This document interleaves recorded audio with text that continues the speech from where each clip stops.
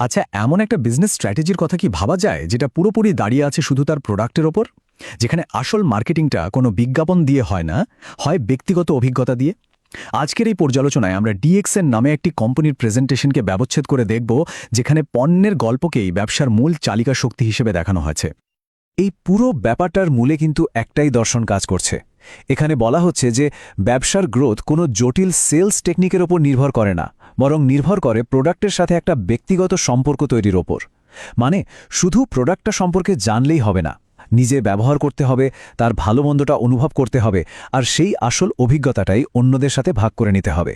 এটাই নাকি সাফল্যের মূল মন্ত্র। তো এই সব প্রোডাক্টের পেছনে একটা হিরো ইনগ্রেডিয়েন্ট আছে, বুঝলেন? বক্তা যাকে বলছেন ভেষজের রাজা। চলুন দেখি কি এই জিনিসটা, আর কেনই বা একে এতটা গুরুত্বপূর্ণ বলা হচ্ছে। এই সেই জিনিসটা, নাম হচ্ছে গ্যানোডার্মা। এটা নাকি এক বিশেষ ধরনের মাশরুম, আর বক্তার দাবি অনুযায়ী এর অসাধারণ ঔষধি গুণই প্রত্যেকটা প্রোডাক্টকে একদম অন্য লেভেলে নিয়ে গেছে। আর এটাই নাকি তাদের সব প্রোডাক্টের মূল আকর্ষণ। তো স্ট্র্যাটেজিটা শুরু হচ্ছে কিভাবে? খুব সহজ। আমাদের রোজকার জীবনে যে সাধারণ জিনিসগুলো আমরা ব্যবহার করি, যেমন ধরুন টুথব্রাশ বা সাবান, সেগুলোকে এদের স্পেশাল প্রোডাক্ট দিয়ে বদলে ফেলা। চলুন দেখি বক্তা কিভাবে এই সাধারণ জিনিসগুলোকে বাজারের সেরা বিকল্প হিসাবে তুলে ধরেছেন। এখানে দেখুন কি দারুণভাবে একটা সাধারণ টুথব্রাশকে তুলে ধরা হয়েছে। মানে একদিকে তাদের ব্রাশ, যেটা নাকি খুব নরম আর অনেকদিন চলে, আর অন্যদিকে বাজারের চলতি ব্রাশ, যেটা শক্ত হয়ে গিয়ে মাড়ির ক্ষতি করতে পারে। এই তুলনাটা কিন্তু একটা বেশ শক্তিশালী বার্তা দেয়, তাই না? টুথব্রাশের পর এবার আসা যাক এমন একটা প্রোডাক্টের কথায়, যেটাকে বক্তা এই পুরো কৌশলের একটা পিলার বলছেন, আর সেটা হলো টুথপেস্ট। কিন্তু দাঁড়ান, এটা শুধু দাঁত মাজার জন্য নয়। ব্যাপারটা ভাবুন একবার, একটা টুথপেস্টকে বলা হচ্ছে মিনি ফার্মেসি। নামটা শুনলেই তো বোঝা যায় এর কাজ শুধু দাঁত পরিষ্কারের মধ্যে আটকে নেই। আর এখানেই কিন্তু এই প্রোডাক্ট বেসড স্ট্র্যাটেজির আসল মজাটা। বক্তার কথা অনুযায়ী এই টুথপেস্টটা শুধু দাঁতের জন্য না, এটা নাকি ছোটখাটো কাটা, ছেঁড়া, পোড়া, এমনকি মাথা ব্যথাতেও কাজ দেয়। এই যে একটু অন্যরকম ব্যবহার, এটাই কিন্তু এক একটা ব্যক্তিগত গল্প তৈরি করে, যা পরে ব্যবসার প্রসারে সাহায্য করে। টুথব্রাশের মতো ঠিক একই ফর্মুলা কিন্তু সাবানের ক্ষেত্রেও ব্যবহার করা হয়েছে। মানে একদিকে ন্যাচারাল অর্গ্যানিক প্রোডাক্ট, আর অন্যদিকে কেমিক্যাল দেওয়া বাজারের সাবান। বক্তা তাদের জ্ঞানজি সাবানকে একটা নিরাপদ বিকল্প হিসেবে তুলে ধরছেন, যা নাকি এমনকি নবজাতক শিশুদের জন্যও নিরাপদ। আচ্ছা, রোজকার ব্যবহারের জিনিস তো গেল, এবার চলুন দেখি কিছু স্পেশালাইজ সলিউশনের দিকে। মানে চুলের যত্ন বা ত্বকের বিশেষ সমস্যার জন্য কি প্রোডাক্ট আছে। চুলের সমস্যা তো আমাদের প্রায় সবারই, রাইট? আর বক্তার মতে এই শ্যাম্পুটা নাকি চুল পড়া বা খুশকির মতন কমন প্রবলেমের একটা দারুণ সমাধান। তবে এখানে একটা ইন্টারেস্টিং ব্যাপার আছে।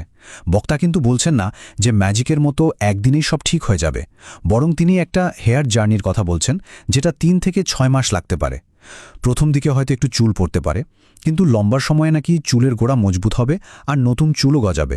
এটা কিন্তু কাস্টমারের প্রত্যাশা ম্যানেজ করার একটা দারুণ উপায়। আর যদি সমস্যাটা আরও সিরিয়াস হয়, তার জন্য একটা সমাধান আছে, আর সেটা বেশ অদ্ভুত। শ্যাম্পু আর তেলের সাথে টুথপেস্ট মিশিয়ে মাথায় লাগানোর কথা বলা হচ্ছে। ভাবা যায়, এই ধরনের একদম অন্যরকম সমাধানগুলোই কিন্তু ব্যবহারকারীদের একটা ইউনিক গল্প বলার সুযোগ করে দেয়। তো বাইরের যত্ন তো হলো, এবার চলুন এমন কিছু প্রোডাক্ট দেখি যেগুলো নাকি শরীরকে ভেতর থেকে আর বাইরে থেকে আরাম দেওয়ার জন্য তৈরি। এরপর আসছে মাসাজ অয়েল, কিন্তু এটা শুধু একটা সাধারণ মাসাজ অয়েল নয়। বক্তার প্রেজেন্টেশনে এটাকে প্রায় সব সমস্যার সমাধান হিসাবে দেখানো হয়েছে। আর নামটাও দেখুন, ম্যাজিক অয়েল, মানে জাদুকরি তেল। নামটা শুনলেই তো মনে হয় এর মধ্যে নিশ্চয়ই বিশেষ কিছু আছে, তাই না? আর এর ব্যবহারের লিস্টটা দেখলে তো অবাক হতে হয়। মানে ব্যথা কমানো থেকে শুরু করে প্যারালাইসিস রোগীর ব্লাড সার্কুলেশন, বাচ্চার ম্যাসাজ, চোখের নিচের কালো দাগ, এমনকি চুল পড়া কমানো, কি নেই।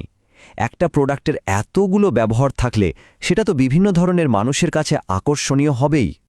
সবশেষে আমরা এমন একটা প্রোডাক্টের কথা বলবো যেটা আমাদের অনেকেরই রোজকার সঙ্গী, কফি।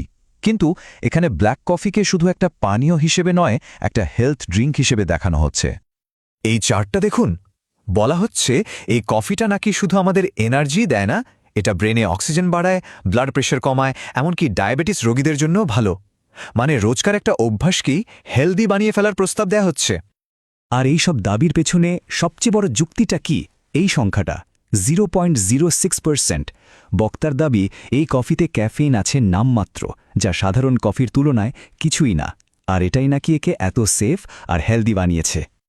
তো এতক্ষণ তো আমরা অনেকগুলো প্রোডাক্টের কথা শুনলাম, কিন্তু আসল প্রশ্নটা হলো এই প্রোডাক্টগুলো দিয়ে ব্যবসাটা হবে কিভাবে? চলুন এবার পুরো কৌশলের সারমর্মটা দেখে নেওয়া যাক। দেখুন, পুরো বিজনেস মডেলটা কিন্তু মাত্র 3টা সহজ স্টেপের উপর দাঁড়িয়ে। 1. নিজে প্রোডাক্ট ব্যবহার করুন। 2. নিজের অভিজ্ঞতাটা অন্যদের বলুন। আর 3. প্রোডাক্টগুলো সম্পর্কে আরও জানতে থাকুন। এই সিম্পলিসিটিটাই হয়তো এই মডেলের মূল আকর্ষণ। তার মানে শেষ কথাটা কি দাঁড়ালো?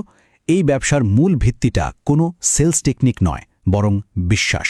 বক্তার মতে সবচেয়ে শক্তিশালী মার্কেটিং টুল হল ব্যক্তিগত ব্যবহার থেকে তৈরি হওয়া এক একটা খাঁটি গল্প, আর সেটা যে কোনো বিজ্ঞাপনের চেয়ে অনেক বেশি কার্যকর। তো এই পুরো আলোচনাটা শেষ করা যাক একটা প্রশ্ন দিয়ে।